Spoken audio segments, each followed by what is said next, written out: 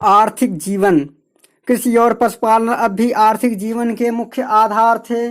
शतपथ ब्राह्मण में कृषि की चारों क्रियाओं जुताई, बुआई, कटाई तथा मड़ाई का उल्लेख हुआ है। खेत हलों द्वारा जोते जाते थे।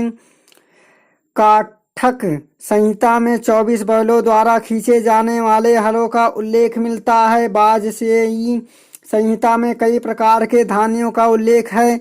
जौ, चावल, मूंग, उड़द, तिल और गेहूं आदि प्रमुख अन्न थे। लोग खाद के प्रयोग से परिचित थे।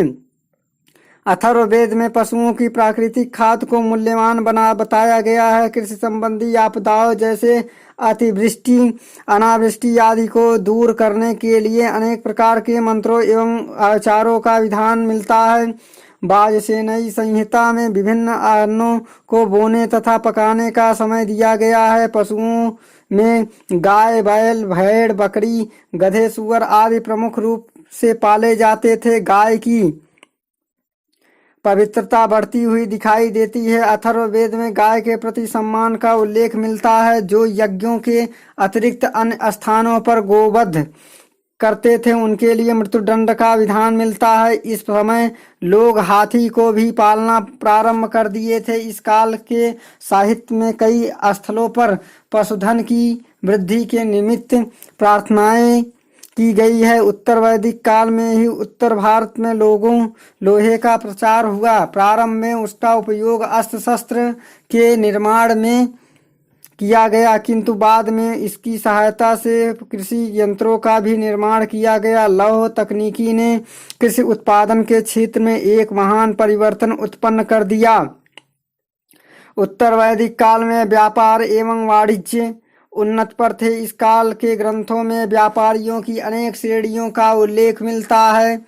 षष्ठीन श्रेणी का प्रधान व्यापारी होता था। ब्याज पर धन देने की व्यवस्था काफी प्रचलित था। तैत्तिरीय संहिता में ऋण के लिए कुसीद शब्द का तथा शतपथ ब्राह्मण में उधार देने वाले के लिए कुसीदन शब्द मिलता है। निष्क, शतमान, पाद, क्रिस्टल आदि माप की भिन्न भिन्न इकाइयां थी। वाट की मूलभूत इकाई संभवतः क्रिस्टल था।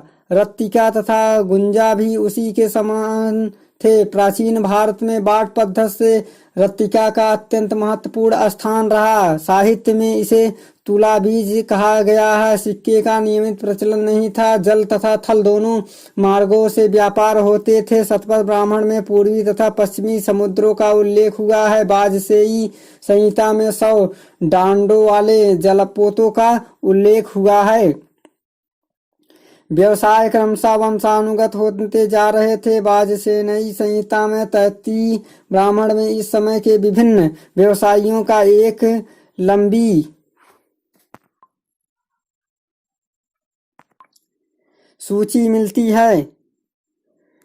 इसमें स्वर्णकार, रत्तकार, चर्मकार, जुलहे, रज्जुकार, रजक, मछुए, लुहार, नायक, नर्तक, सूत, व्याध, गोप, कुम्हार, वैद्य, ज्योतिषी, नाई इत्यादि प्रमुख है। स्वर्ण तथा लोहे के अतिरिक्त इस युग के आर्य टिन, तांबा, चांदी, सीसा आदि धातुओं से परिचित हो चुके थे। लोहे के ज्ञान से इसके भौतिक जीवन में क्रांतिकारी परिवर्तन हुआ। पुरातात्विक प्रमाणों से पता चलता है कि गांधार, बलूचिस्तान, पूर्वी पंजाब तथा पश्चिमी उत्तर प्रदेश में ईसा पूर्व 1000 के लगभग लोहे का प्रयोग प्रारंभ हो चुका था। ईसा पूर्व 7वीं शती तक लोहे का प्रसार पूर्वी उत्तर प्रदेश तक हो गया।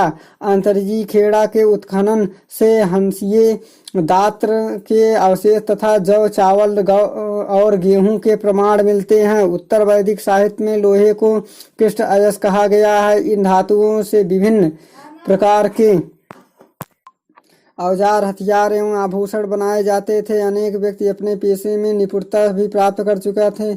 रंगाई, सुईकारी आदि से निपुण थे। सारांश रूप में यह कहा जा सकता है, उत्तर वैदिक कालीन आर्यों की भौतिक जीवन पहले की अपेक्षा विकसित था।